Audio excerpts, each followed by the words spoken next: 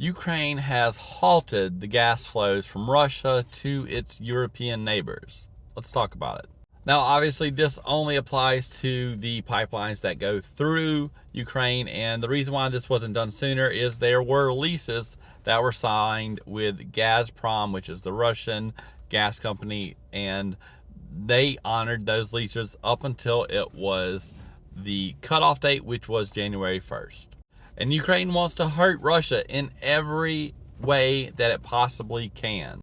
And I don't necessarily disagree with that. That is smart on their part. They're in a war with Russia, and hurting them in every single possible way that they can should be their goal. Ukraine did warn these other countries that they needed to change their gas supplier for years at this point, saying that they would not renew this lease and that they had up until January 1st of 2025 to have different suppliers.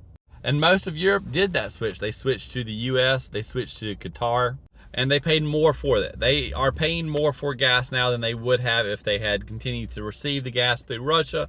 However, they saw this coming and they made the switch. Now, there are 3 countries that are still being supplied by Russia, or they were being supplied by Russia through these pipelines.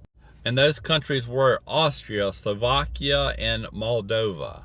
Now, out of those countries, only Moldova is not in the EU. The other 2 countries are actually part of the EU Union. Now, Moldova's energy company has already cut off hot water heaters and heating supply things from their energy in order to preserve energy after this gas cutoff. And this is after the Nordstream pipeline, which was going into Germany, was destroyed earlier. Was it 2 years ago now?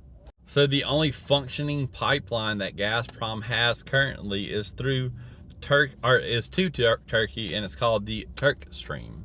But this is just the latest in the tit for tat between Ukraine and Russia, and until this war has a resolution, expect this to continue to happen for the foreseeable future.